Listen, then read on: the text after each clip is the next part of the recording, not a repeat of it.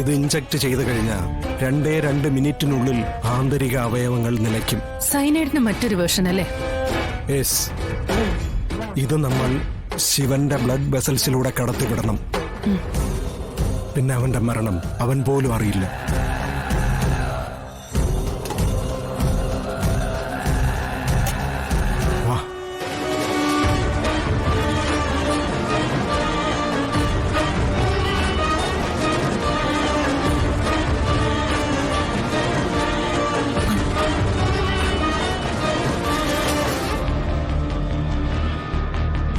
ഒന്ന് പുറത്തേക്ക് നിൽക്കൂ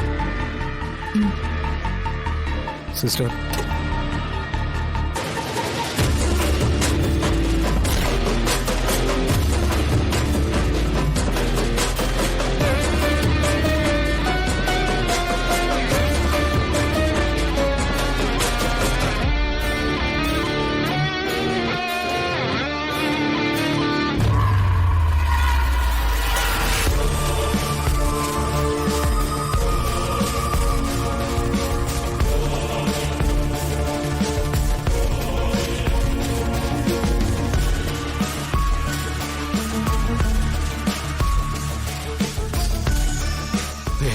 ആ തലയാണ് എങ്ങോട്ട്?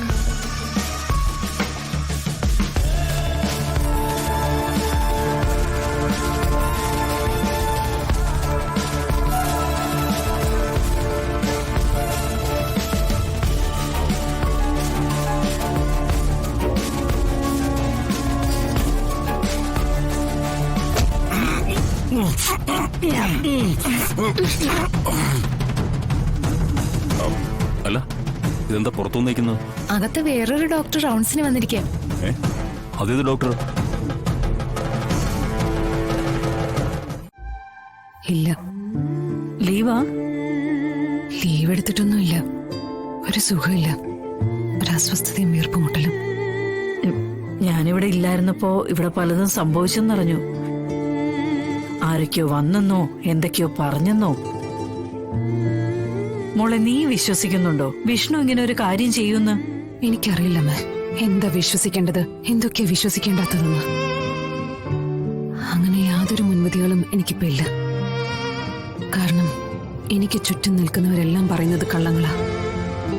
അമ്മയ്ക്കറിയോ, വിഷ്ണുവേട്ടൻ പറഞ്ഞതാ മധുരയ്ക്ക് പോയിട്ടില്ലാന്ന്. ഇപ്പൊ ഇവര് പറഞ്ഞിരിക്കുന്നത് മധുരയിലെ ഹോസ്പിറ്റലിലെ ക്യാൻറ്റീനിൽ വെച്ച് വിഷ്ണുവേട്ടനെയും ഭാര്യയും കൂടി കണ്ടുവന്ന്. അതിന്റെ അർത്ഥം എന്താ? വിഷ്ണുവേട്ടനെയും ആ പെണ്ണിനെയും അവരവിടെ വെച്ച് കാണുകയും അവരുടെ പെരുമാറ്റം കണ്ട് ഭാര്യയാണെന്ന് തെറ്റിദ്ധരിക്കുകയും ചെയ്തു. സ്വാതന്ത്ര്യത്തോടെ അങ്ങനെ ഇടപഴകിയാലല്ലേ അമ്മേ മറ്റുള്ളവർക്ക് കണ്ടാൽ അങ്ങനെ തോന്നുള്ളൂ. അങ്ങനെ ഇടപഴകുന്ന പെൺകുട്ടി ആരായിരിക്കും? രേഷ്മയെടുത്ത് ഞാൻ പോയി ചോദിച്ചു, പക്ഷെ അവൾക്കൊന്നും അറിയില്ലെന്നാ പറയുന്നത്. മാത്രമല്ല, സംശയം ഉണ്ടെങ്കിൽ അവിടെ പോയി അന്വേഷിക്കാം. ആ, അവള് പറഞ്ഞ ശരിയല്ലേ? സംശയം ഉണ്ടെങ്കിൽ അവിടെ പോയി അന്വേഷിക്കണം, അതാണ് അതിന്റെ ശരി. അവിടെ പോയി ഇവരെ കുറിച്ച് എന്ത് അന്വേഷിക്കുമെന്ന് അമ്മ പറയുന്നത്?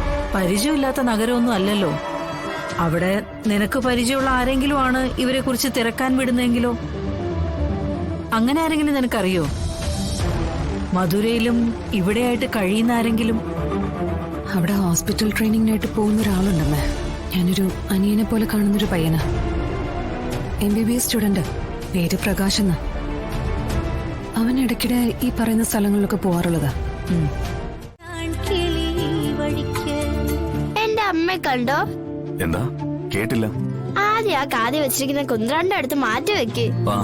സോറി. എന്താ മോള് ചോദിച്ചേ?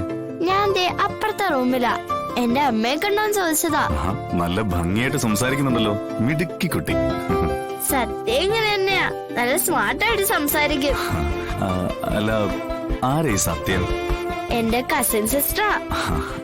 ശരി, ഞാൻ ശിവൻ. പരിചയപ്പെട്ടതിൽ സന്തോഷം. ഒരു ഓറഞ്ച് തന്നാ കഴിക്കോ? തന്നാ കഴിക്കാം.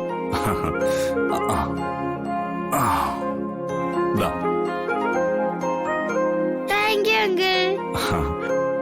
പപ്പി എന്നാണല്ലേ പേര്? അതെങ്ങനെ അറിയാം? അതൊക്കെ അറിയാം. പത്മിനിന്നാ എല്ലാരും ഇഷ്ടത്തോടെ വിളിക്കുന്ന പേരാ പപ്പിന്ന്. എന്നാ ഞാനും അങ്ങനെ തന്നെ വിളിക്കാം, പപ്പിക്കുട്ടീന്ന്.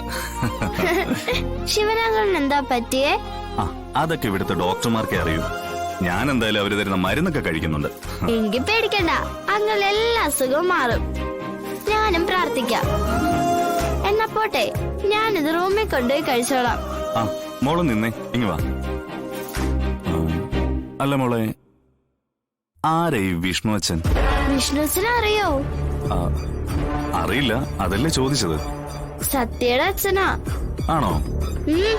ഞാൻ വിഷ്ണു അച്ഛനാ വിളിക്കാറ്. ഞങ്ങളോട് ഒത്തിരി ഇഷ്ടാ. ഞങ്ങളും അങ്ങനെ തന്നെയാ. ഞങ്ങളെ ബീച്ചിൽ കൊണ്ടുവന്ന് പറഞ്ഞ് മുങ്ങി നടക്കേ. ഒരു ദിവസം ഞങ്ങള് കയ്യോടെ പൊക്കി ബീച്ചിൽ കൊണ്ടുപോകും. പക്ഷെ ഇപ്പൊ കുറച്ചു ദിവസമായിട്ട് കാണാറേ ഇല്ല. മുങ്ങി നടക്കുക, എവിടെയാണെന്ന് അറിയേയില്ല. ആ, എന്നാ പിന്നെ നിങ്ങളുടെ വിഷ്ണു അച്ഛൻ പെട്ടെന്ന് വരാൻ വേണ്ടി ഞാനും പ്രാർത്ഥിക്കാം. ഇനി അഥവാ വന്നില്ലെങ്കിൽ ശിവനങ്കിൾ പുറത്തിറങ്ങി എവിടെയാണെങ്കിലും കണ്ടുപിടിച്ച് കൺമുന്നിൽ കൊണ്ടുവരും. പോരെ? Thank you uncle.